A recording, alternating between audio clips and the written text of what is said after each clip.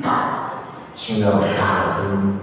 Assalamualaikum warahmatullahi wabarakatuh. Waalaikumsalam. Innal hamdalillah nahmaduhu wa nasta'inuhu wa nastaghfiruh wa na'udzu billahi min shururi anfusina wa sayyiati a'malina.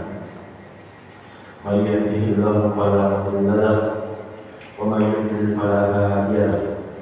Wa asyhadu an la ilaha illallah wahdahu la syarika lahu wa asyhadu anna Muhammadan abduhu wa rasuluh sallallahu alaihi wa ala alihi wa ashabihi wa man tabi'ahum bi ihsan ila yaumil amma ba'd. Ikhwani fillah wa akhwati fillah, kaum muslimin dan muslimat rahimani wa rahimakumullah. Semoga Allah Subhanahu wa taala senantiasa mencurahkan rahmat-Nya kepada kita sekalian. Insyaallah taala pada malam hari kita akan melanjutkan kajian kitab Sahih atau Al-Irsyad ila Sahih al-I'tiqad wa Radd 'ala ahli syirk wal ilhad. Panduan dalam berakidah yang benar serta sanggahan bagi orang-orang yang berbuat syirik dan penyimpangan di dalam agama, yang ditulis oleh Samahatul Mufti Fadilatul Syekh Al-Allamah Profesor Dr. Shalih bin Fauzan bin Abdullah Al-Fauzan hafizahullah taala. Masih pada bab mengajak kepada akidah Islam, mengajak kepada tauhid, mengajak kepada la ilaha illallah. Kata penulis rahimahullah, fayajibu 'ala du'ati ila Allah ay yurakkizu 'ala janibil aqidah aktsara min ghairiha. Wajib bagi setiap dai yang mengajak kepada Allah untuk memusatkan dari sisi akidah lebih banyak dibanding selain pembahasan akidah. Waliyubiru ala dirasatiha wa tafahhumiha awalan, serta mereka menetapi dalam mempelajarinya, memahaminya pertama-tama. Summa yu'allimuha lighairihim, setelah itu mereka ajarkan kepada orang lain. Wa yad'u ilaiha man inharafa 'anha aw akhalla biha, dan dia berdakwah mengajak kepada akidah tersebut siapa yang menyimpang atau kurang atau melanggar di dalamnya. Qala Allah Ta'ala li Nabi sallallahu alaihi wasallam, Allah Subhanahu wa taala berfirman kepada nabinya Muhammad sallallahu alaihi wasallam, "Qul hadhihi sabili ad'u ila Allah 'ala basiratin ana wa man ittaba'ani wa subhanallahi wa ma ana minal musyrikin." Katakanlah, inilah jalanku, saya berdakwah kepada Allah di atas basirah. Di atas basirah itu kata Imam As-Suyuti, ala hujjatin wadihah, di atas hujjah yang jelas, bukan riwayat-riwayat palsu, riwayat-riwayat dusta, atau cerita-cerita dongeng, khurafat-khurafat, bukan. Tapi jalan Nabi Muhammad, beliau mengajak kepada Allah di atas hujjah yang jelas, jelas ayatnya, jelas hadisnya. Ana wa man ittaba'ani, yang melakukan ini saya dan orang-orang yang mengikuti saya. Yang masih dapat perhatikan, yang berdakwah di atas basirah, di atas hujjah yang jelas adalah Nabi Muhammad dan orang-orang yang mengikuti beliau. Dan mana sunni Allah, aku tidak termasuk orang-orang yang berbuat syirik. Ini di surat Yusuf ayat yang 108. Kemudian kata beliau, qala Imam Ibnu Jarir rahimahullah fi tafsir hadhihi al-ayat al-karimah. Berkata Al-Imam Ibn Jarir At-Tabari, Syekhul Mufassirin, syekhnya para ulama di tafsir, yang buku tafsir beliau menjadi induk atau rujukan kaum muslimin dalam memahami atau merujuk terkait dengan tafsir Al-Quran. Jadi ini salah satu tafsir induk kaum muslimin, tafsir At-Tabari. Demikian pula tafsir Ibnu Katsir. Kata Ibnu Jarir dalam tafsir beliau terkait ayat ini, yaqulu ta'ala li nabiyhi Muhammadin sallallahu alaihi wasallam. Allah Subhanahu wa taala berfirman kepada Nabi Muhammad sallallahu alaihi wasallam, "Qul ya Muhammad." Sampaikanlah wahai Muhammad, "Hadhihi ad-da'watu allati ad'u ilaiha wa at-tariqatu allati ana 'alaiha min ad-du'a ila tauhidillah wa ikhlasil ibadati lahu dunal alihati wal awsan." Inilah dakwah yang saya mengajak kepadanya, dan sampaikan juga inilah jalan yang saya berada di atasnya, yaitu mengajak kepada tauhid dan ikhlas di dalam beribadah kepada Allah tanpa mempersekutukannya dengan sesembahan-sesembahan dan semua yang dipersekutukan, dipertuhankan selain Allah. Walintiha ila ta'atihi wa tarki maksiyatihi, dan ujungnya, akhirnya adalah mentaati Allah dan meninggalkan semua maksiat kepadanya. Kemudian kata Imam Ibn Jarir, sabili wa tariqati wa da'wati. Maksudnya di sini jalanku adalah yang jalan yang aku tempuh dan dakwahku. Ad'u ila Allah. Saya mengajak kepada Allah, maknanya ta'ala wahdahu la syarikalah, yang maha tinggi, yang maha esa, yang tidak ada sekutu untuknya. Ala basiratin, di atas basirah. Kata At-Tabari, bidalika wa yakini ilmin minni, maksudnya di atas ilmu yang jelas dan keyakinan di atas ilmu dariku. Ana wa manittaba'ani ay wa yad'u ilaihi ala basiratin aidan. Saya dan orang-orang yang mengikuti saya juga mengajak kepada Allah di atas ilmu. Jadi jamaah sekalian, kalau mau menjadi pengikut Nabi Muhammad, maka kita harus ikut di dalam dakwah. Namun di sini Allah Subhanahu wa taala juga sebutkan dakwah itu di atas basirah, di atas hujjah yang jelas, ilmu yang yakin, bukan dari pendapat-pendapat manusia, bukan dari akal-akal manusia, atau bukan dari perasaan manusia. Kemudian wa subhanallah, masih penjelasan Imam Ibn Jarir At-Tabari, yaqulu lahu ta'ala dzikruhu.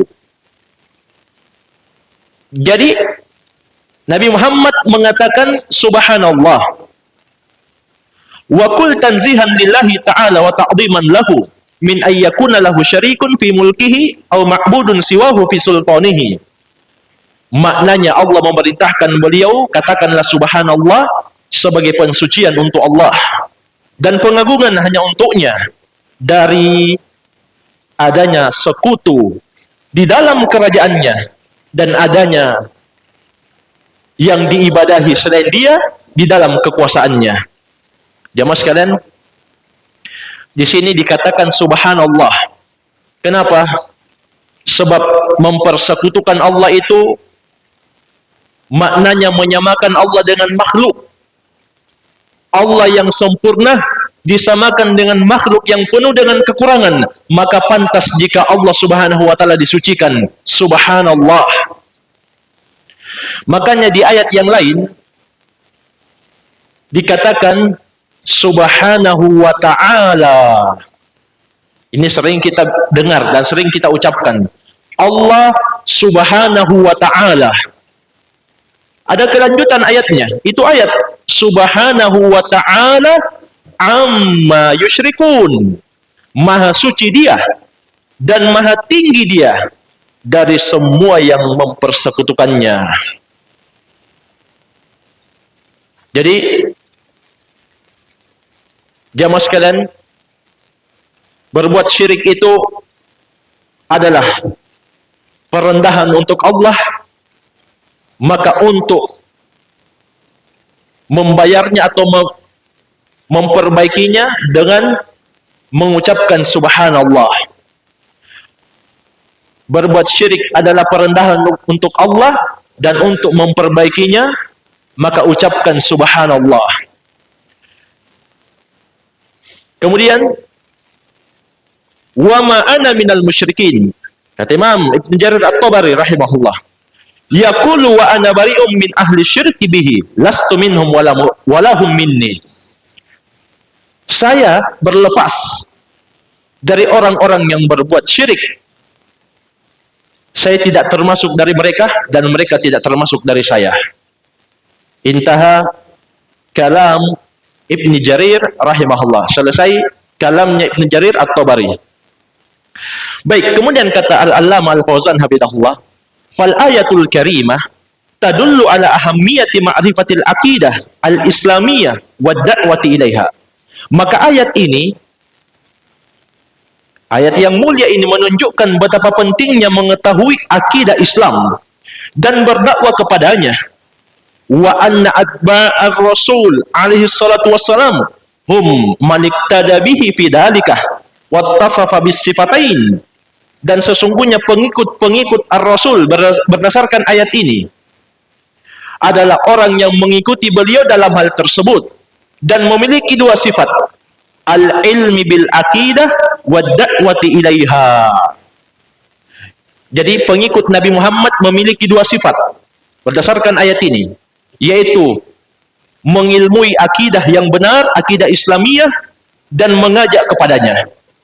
Wa anna man lam yata'allam ahkamal aqidah wa yahtamma biha wa yad'u ilaiha falaysa min atba'ir rasul 'alal haqiqah. Kemudian kata Syekh Shalih Al-Fauzan berdasarkan ayat yang mulia ini, siapa yang tidak mengetahui, siapa yang tidak mempelajari tentang akidah dan tidak perhatian terhadapnya dan juga tidak berdakwah kepadanya, maka dia bukan pengikut Nabi Muhammad secara hakiki. Wa in kana min atba'ihi ala sabilil intisab wa da'wa, walaupun dia teranggap pengikut Nabi Muhammad dari sisi penyandaran dan diakui. Jadi maksudnya di sini Syekh, kalau dia memang ingin menjadi pengikut Nabi Muhammad secara hakiki, maka dia juga harus mengambil bagian dalam dakwah kepada tauhid. Tidak cukup cuma dia mempelajari, oh ini tauhid, ini syirik, kemudian dia berhenti di situ, terbatas pada dia. Sebab di dalam ayat ini Allah Subhanahu wa taala mengatakan, ana wa manittaba'ani, yang berdakwah kepada Allah di atas hujjah yang jelas adalah saya, yaitu Nabi Muhammad, dan orang-orang yang mengikuti saya. Jadi tidak cukup jamaah sekalian kalau yang ngerti tauhid dan bahaya syirik cuma kita, kemudian kita tidak mengajak orang.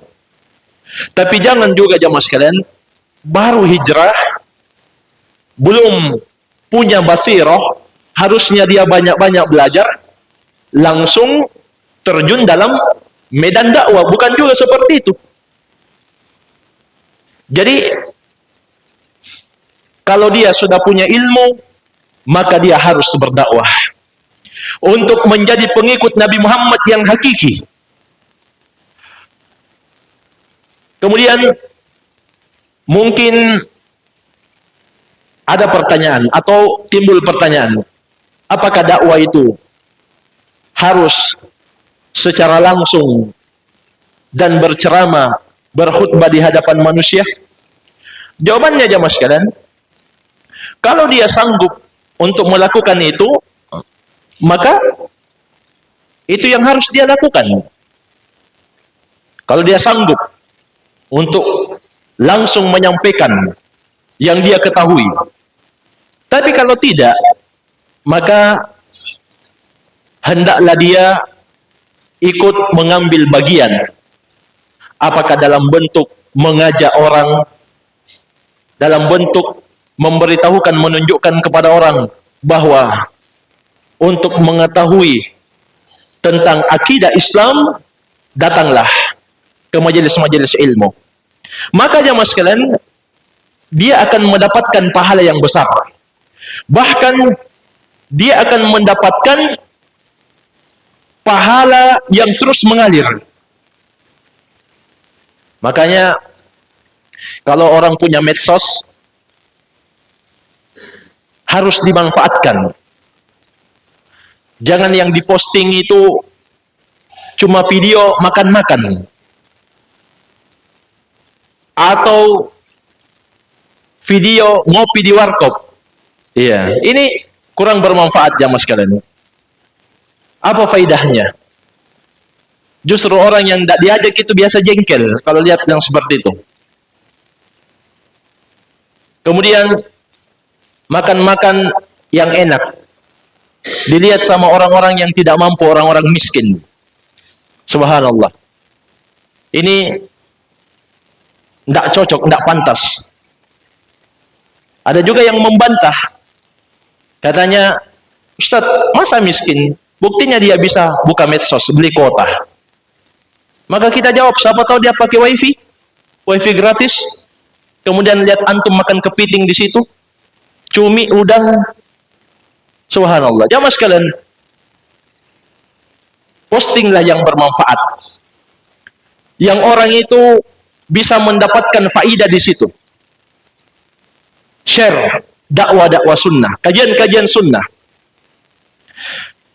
Satu orang saja yang mendapatkan kebaikan, demikian pula poster-poster, pamflet-pamflet kajian. Satu orang yang datang kemudian mendapatkan hidayah, maka jamaah sekalian, pahalanya lebih baik daripada harta dunia yang paling berharga.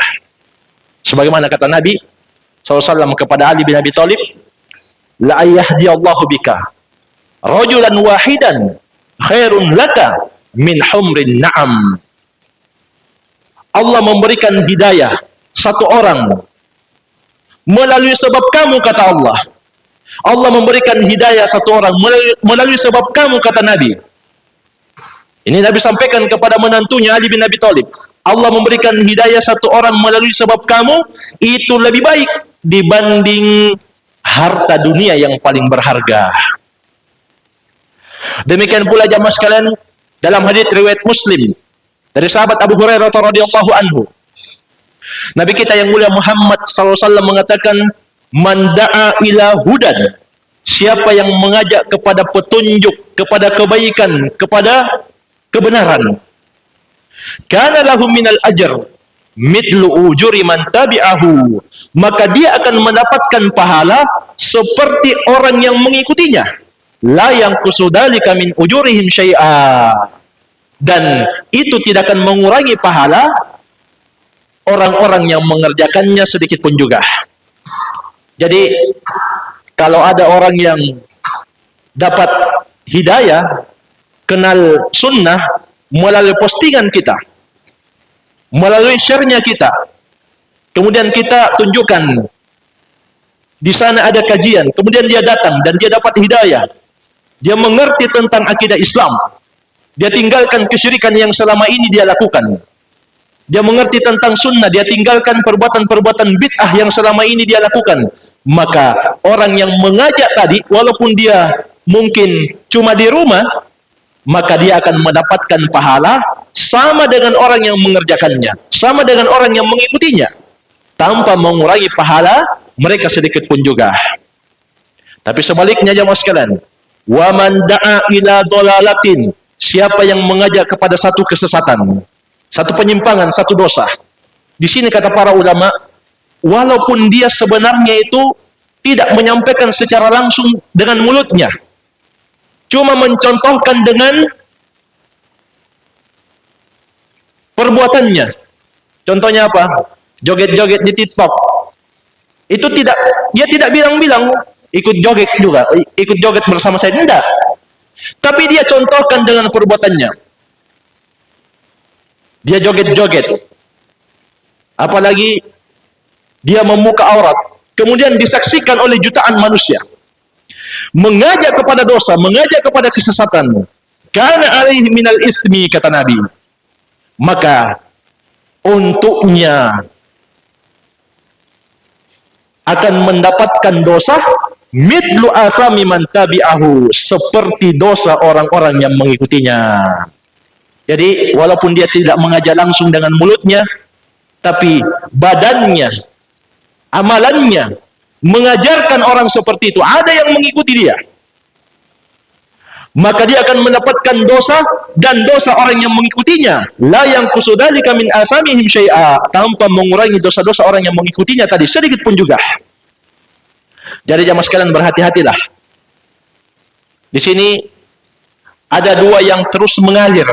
Yang pertama kebaikan, yang kedua kesesatan. Kalau dia mencontohkan kebaikan, menunjukkan kepada yang baik, petunjuk hidayah, yang tadinya orang melakukan syirik menjadi orang yang bertobat, yang tadinya orang masih melakukan maksiat dan bid'ah, kemudian dia mengenal sunnah, berhenti dari maksiatnya dan bid'ahnya, maka dia akan mendapatkan pahala sama dengan orang yang mengikutinya. Tapi jamaah sekalian, kalau yang dia lakukan kesesatan, yang dia share itu video-video menyimpang, kesesatan, dan perbuatan-perbuatan yang mengandung dosa, memberikan contoh-contoh yang buruk kepada kaum muslimin, maka dia akan menanggung dosa dan dosa orang yang mengikuti mereka, atau dosa orang-orang yang mengikuti dia, tanpa mengurangi dosa-dosa mereka sedikit pun juga. Jadi ini bahaya. Bukan cuma kebaikan yang mengalir, tapi ada juga dosa yang mengalir. Mungkin ada pertanyaan, bagaimana jika orangnya sudah bertobat, tapi masih ada yang mengikuti dia? Dia sudah tobat, tidak menyebarkan lagi bid'ah, tidak menyebarkan lagi maksiat, tidak joget-joget lagi, dia berhenti. Tapi sudah terlanjur tersebar ini, sudah ada yang mengikuti mereka, sudah ada yang mengikuti dia, bahkan banyak jamaah sekalian. Kemudian dia tobat. Apa hukum tobatnya? Apakah dia masih tetap akan mendapatkan akibat dari perbuatannya tadi? Jadi dia sudah tobat, memenuhi 5 syarat tobat. Yang pertama ikhlas, karena tobat itu ibadah, bukan karena riya, bukan karena tekanan bos, bukan karena tekanan orang tua, bukan karena tekanan pimpinan. Dia memang betul-betul tobat ikhlas.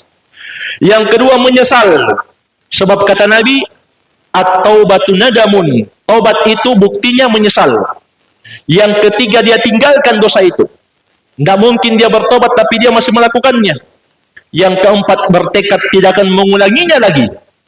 Namun kata Imam Ibnu Qayyim rahimahullah, seandainya di kemudian hari dia terjatuh ke dalam dosa yang sama, dia tetap wajib tobat dan jangan pernah berhenti tobat selama dia masih hidup. Ini syarat yang keempat. Tapi dia bertekad, berjanji. Bukan dia katakan hari ini saya bertekad tobat, nanti kapan-kapan kalau ada kesempatan, tidak apa-apa lah, dicoba sekali-sekali. Itu tidak sah. Yang kelima, masih pada waktunya. Kenapa jamaah sekalian? Sebab Nabi SAW mengatakan, innallaha yaqbalu taubata abdihi ma lam yughargir. Sesungguhnya Allah akan menerima tobat hamba selama nyawanya belum di kerongkongan. Kalau nyawa sudah di kerongkongan, dia sudah melihat malakul maut sebagaimana yang dirasakan oleh Fir'aun, maka tidak ada lagi tobat untuknya. Jadi ini 5 syarat tobat. Tapi jamaah sekalian, ini kesesatannya sudah terlanjur tersebar. Apa hukumnya? Apakah dia tetap mendapatkan dosa atau tidak? Ya? Tidak. Iya, Masya Allah. Dari mana dapat itu jawabannya, Pak? Mantap juga. Iya. Jawabannya tidak. Karena tobatnya juga harus disiarkan. Betul. Apalagi ini, kan ada medsos sekarang. Jadi kalau dia joget-joget di TikTok, dia harus jelaskan. Sekarang saya sudah tutup TikTok saya. Dan joget itu, apalagi di depan kamera buka aurat, itu haram. Maka kepada semua yang pernah mengikuti jalan saya ini, harus berhenti. Dan saya berlepas diri dari mereka. Nah, ini, kalau dia lakukan itu, insyaAllah ta'ala, maka dia tidak akan mendapatkan akibat dari perbuatan yang pertama. Namun ya mas kalian, seandainya dulu kita berbicara ada orang yang bertobat, belum sempat atau tidak mampu menjelaskan seperti di zaman kita ini, maka insyaallah ta'ala mayoritas ulama ahli usul mengatakan tobatnya sah dan dia sudah memenuhi syarat dan dia melakukan apa yang dia mampu, dan Allah subhanahu wa ta'ala berfirman, la yukallifullahu nafsan illa wus'aha. Allah tidak pernah membebani satupun jiwa kecuali sesuai dengan kemampuannya. Jadi itu hukumnya. Dia tetap wajib bertobat dan tobatnya sah, dan dia jelaskan semampunya, dan dia tidak dibebani kecuali dengan sebatas kemampuannya. Jadi jamaah sekalian, hendaklah kita mengajak manusia kepada jalan kebenaran, jalan hidayah, bukan kepada kesesatan. Apalagi jamaah sekalian, kita ini sebenarnya di bulan yang manusia itu banyak lalai di dalamnya. Ini bulan apa sekarang ini? Sya'ban. Sya'ban itu kata para ulama berada di antara Rajab dan Ramadan. Orang habis fokus ibadah di bulan Rajab karena itu bulan Muharram, bulan mulia, kemudian siap-siap menunggu Ramadan, dia lupa beribadah atau meningkatkan ibadah di bulan Sya'ban. Makanya Usama bin Zaid radhiyallahu anhu pernah melihat Nabi Muhammad hampir puasa full di bulan Sya'ban. Maka Usama bin Zaid mengatakan, "Ya Rasulullah, lam araka tasumu min syahrin min asy-syuhur ma tasumu Sya'ban." Saya belum pernah melihat Anda berpuasa dalam satu bulan seperti berpuasa banyaknya di bulan Sya'ban.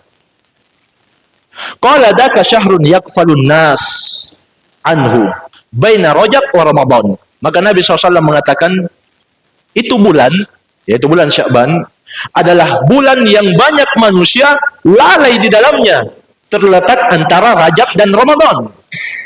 Wa huwa syahrun turfa'u fihi al-a'mal. Dan bulan Sya'ban itu bulan diangkatnya amalan. Kebaikan, ketaatan, keburukan, maksiat diangkat ila rabbil alamin, diperhadapkan kepada Allah Rabbul Alamin. Maka jamaah sekalian, jangan sampai yang terlapor kepada Allah itu maksiat semua. Hendaklah kita memperbanyak kebaikan di bulan Sya'ban. Sebab kata Nabi, bulan itu diangkat amalan-amalan kepada Allah Rabbul Alamin. Wa uhibbu ayyurfa'a amali wa ana sha'im. Dan kata Nabi, aku suka amalanku dilaporkan kepada Allah dalam keadaan saya berpuasa. Itu kadar tambahan. Karena itu jamaah sekalian, kata Al-Hafidz Ibnu Rajab dalam Lataiful Ma'arif, wa fihi dalilun ala istihbab imarati awqati ghaflatin nas bitta'ah. Berdasarkan hadits ini terdapat dalil anjuran untuk menghidupkan waktu-waktu dengan ketaatan di tengah lalainya manusia. Wa anna dzalika mahbubun lillahi azza wa jalla. Karena itu sesuatu yang dicintai oleh Allah Subhanahu wa taala. Jadi jamaah sekalian, kita beribadah, meningkatkan ibadah di bulan Sya'ban. Itu yang pertama karena akan dilaporkan kepada Allah. Makanya kita tingkatkan memang, dan kita berhenti dari dosa. stop. Supaya yang tercatat, yang terlapor itu kebaikan. Dan manusia itu banyak lalai di situ. Maka kita pun yang menghidupkannya.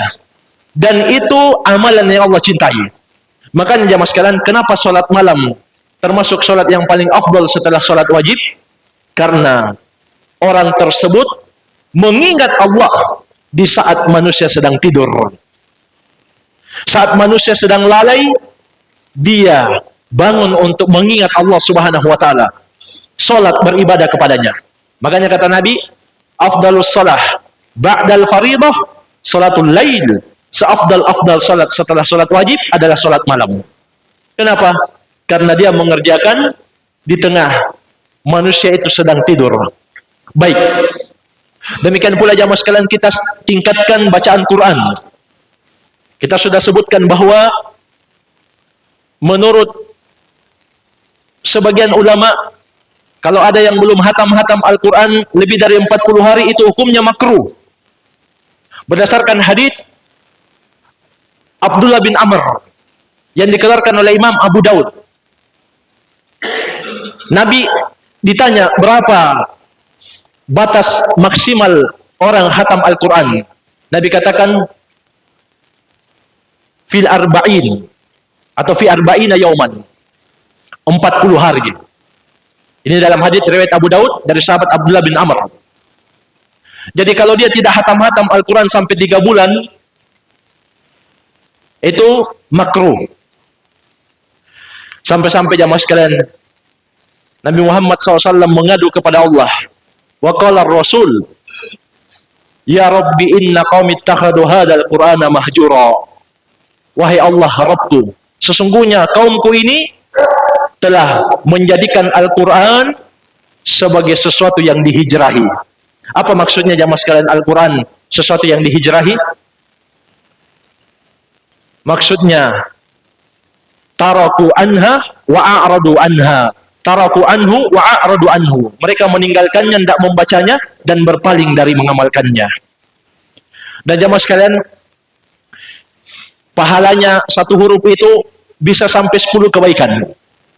Sebagaimana dalam hadis Abdullah bin Mas'ud yang dikeluarkan oleh Imam At-Tirmidzi, Nabi kita yang mulia Muhammad SAW mengatakan, man qara'a harfan min kitabillah falahu bihi hasanah. Siapa yang membaca satu huruf dari Al-Quran, kitab Allah, maka baginya satu kebaikan. Wal hasanatu bi asyri amsalihha. Dan satu kebaikan ini akan Allah lipat gandakan menjadi 10. La aqulu alif lam mim harfun. Kemudian kata Nabi, aku tidak katakan alif lam mim itu satu huruf. Tapi alif lam mim itu satu ayat. Tapi bukan satu huruf. Makanya kata Nabi, aku tidak katakan alif lam mim itu satu huruf, walakin alifun harfun wa lamun harfun wa mimun harfun. Akan tetapi alif satu huruf, lam satu huruf, mim satu huruf. Berarti 3 huruf. Dikali 10 berapa? 30 jamaah sekalian. 30 kebaikan. Dan Allah Subhanahu wa taala berfirman, fa amma man saqulat mawazinuh fahuwa fi 'aisyatir radiyah. Adapun orang-orang yang berat timbangan kebaikannya, maka tempat kembalinya adalah kehidupan yang diridhoi. Maksudnya kata para ulama di tafsir, surga Allah Subhanahu wa taala. Sebaliknya, wa amma man khaffat mawazinu fa ummuhu hawiyah. Adapun orang yang ringan timbangan kebaikannya, yang berat yang dilaporkan justru malah keburukannya. Ditimbang keburukannya yang berat, kebaikannya ringan. Fa ummuhu hawiyah, maka tempat kembalinya kata Allah hawiyah. Wa ma adraka ma hiya. Tahukah kamu apa itu hawiyah? Kata Allah, narun hamiyah, neraka yang menyala-nyala. Jadi hendaklah kita memperbanyak ibadah dan mengajak orang kepada ibadah, apalagi di bulan Sya'ban, di bulan diangkatnya amalan dan juga lalainya manusia untuk beribadah kepada Allah Subhanahu wa taala. Baik, jemaah sekalian, mungkin saja yang bisa kita ambil pada malam hari ini. Wallahu taala alam. Kalau masih ada waktu, barangkali yang perlu dipertanyakan, saya persilahkan. Fadal.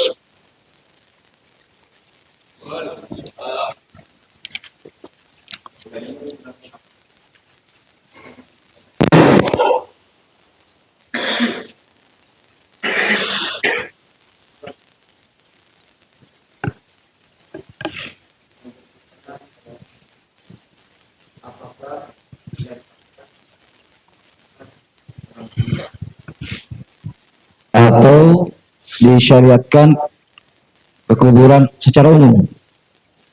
Apakah kan kebiasaan kita ini kekuburan akhir Syaban itu orang tuanya dia ini, ataukah secara umum saja? Karena kita sepakat bahwa kekuburan itu disyariatkan. Yang pertama. Yang kedua, itu saja barangkali Ustaz. Assalamualaikum warahmatullahi wabarakatuh. Iya. Alhamdulillah. Satu. Jamaah sekalian, ziarah kubur itu kita sudah sampaikan bahwa disyariatkan karena dua tujuan. Yang pertama untuk mengingat akhirat, yang kedua untuk mendoakan kaum muslimin. Maka kalau dia ziarahi kuburan orang tuanya, tentunya itu yang lebih utama, karena dia bisa mengetahui kondisi bahwasanya kuburannya itu masih layak, masih sesuai, tidak terbongkar atau tidak hilang. Dan secara umum, kalau dia membaca doa, maka dia bisa khususkan untuk orang tuanya, dia juga bisa baca doa yang dari Nabi, dan semua kaum muslimin mendapatkannya. Misalnya dia katakan, kalau untuk orang tuanya, Allahumma gfir lahuma warhamhuma, ya Allah, maafkanlah kesalahan-kesalahan keduanya dan sayangilah keduanya. Itu kalau lafaz khusus, artinya kalau kita mau doakan secara khusus orang tua kita. Dan juga tidak harus semestinya, tidak harus juga di depan kuburnya, tidak. Tapi itu tadi, ziarah kubur itu termasuk kubur orang tua ataupun kuburan kaum muslimin secara umum, mengingatkan kita tentang kematian, dan kita dianjurkan untuk mendoakan mereka. Assalamu ala ahli diyar minal mu'minina wal muslimin wa inna insyaallahu bikum lalahiqun nas'alullaha lana walakumul afiyah. Siapa yang bisa ulang ini doanya? Kalau tidak bisa berarti tidak pernah ziarah kubur. Pantas antum dibilang Wahabi, tidak pernah ziarah kubur. Harus hafal doanya. Jadi semoga keselamatan tercurahkan untuk kalian wahai penghuni kubur, artinya seluruhnya, mukminin muslimin. Insyaallah kami juga akan menyusul, dan kami mohon kepada Allah untuk kami dan kalian keselamatan. Baik, ini wallahu alam. Ada yang lain, saya persilakan. Fadil.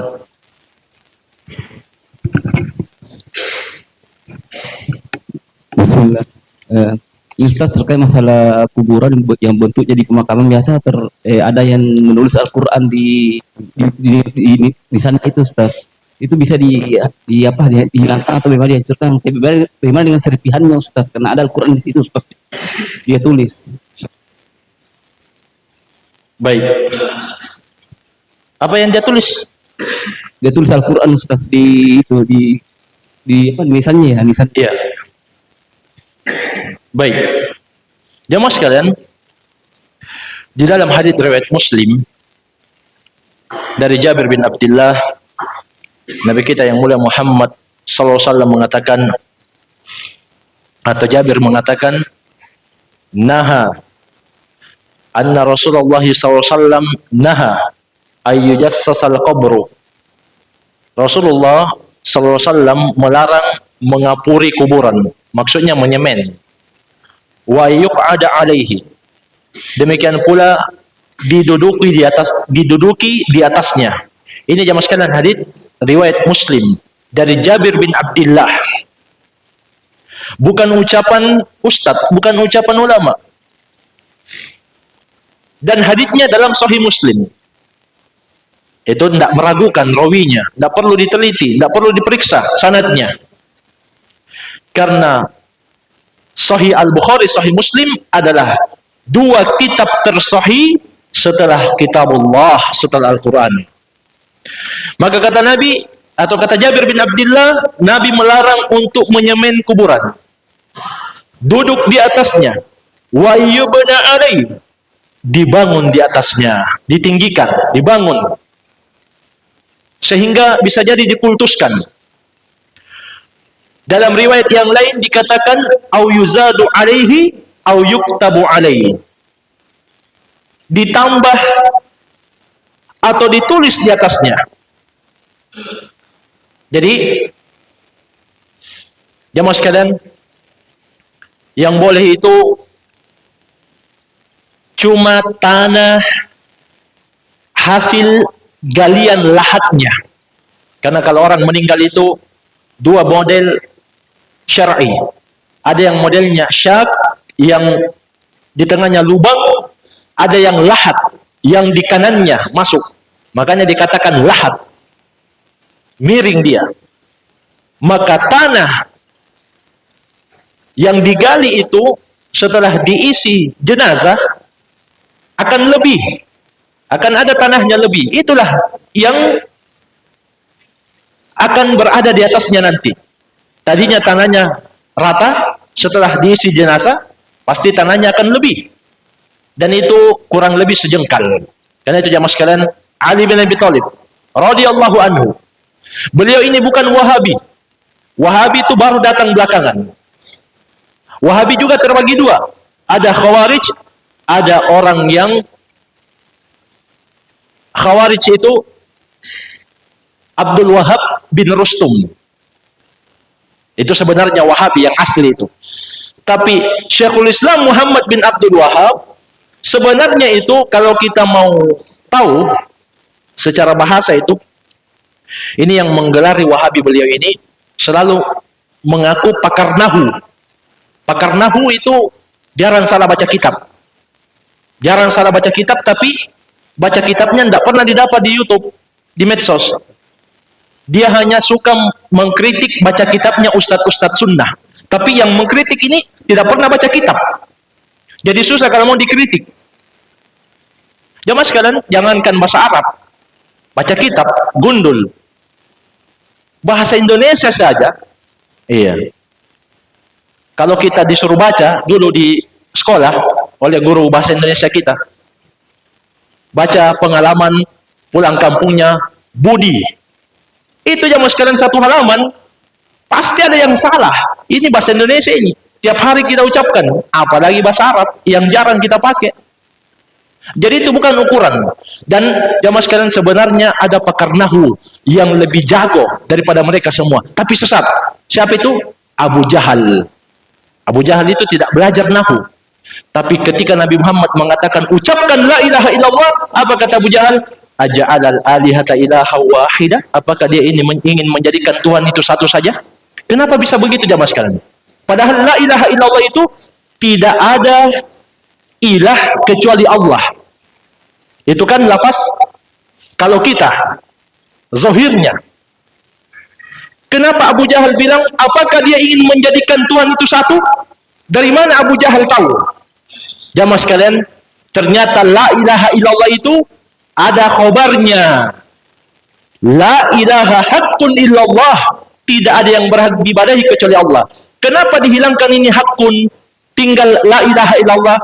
Itu dalam istilah bahasa bisa ditinggalkan kalau orang sudah paham. Itu maknanya. Kalau kamu ditanya, Mas Muka, siapa namamu? Langsung kamu bilang Muhammad. Sebenarnya itu ada yang hilang di situ. Harusnya ismi Muhammad, namaku Muhammad. Tapi langsung kamu bilang Muhammad. Kenapa? Orang sudah tahu. Yang hilang itu ismi, namaku. Buang-buang waktu kalau kita bilang ismi Muhammad. Langsung saja Muhammad. Sama dengan ini, la ilaha illallah. Itu Abu Jahal sudah tahu. Maknanya, la ilaha haqqun illallah. Dari mana jamaah sekalian? Dia tahu. Abu Jahal tidak belajar nahu. Kalau kita mau tahu makna la ilaha illallah haqqun itu khobarnya, kita harus belajar dulu Alfiyah Ibnu Malik. Sebagaimana kata Ibnu Malik dalam Alfiyahnya, wa sya'a fi dalbab isqatil khabar idal muradu ma'a sukutihi dhahar. Boleh dalam bab ini dihilangkan khobarnya kalau yang dihilangkan itu diketahui maknanya. Jadi la ilaha itu la ilaha haqqun. Ilah isimnya lam. Haqqun khobarnya lam. Begitu i'rabnya. Antum baru dengar? Abu Jahal sudah ribuan tahun tahu ini. tapi sesat. Untuk apa jemaah sekalian? Jago bahasa tapi sesat. Pintar mengkritik baca kitab tapi sesat. Untuk apa? Baik. Sampai di mana tadi? Iya. Jadi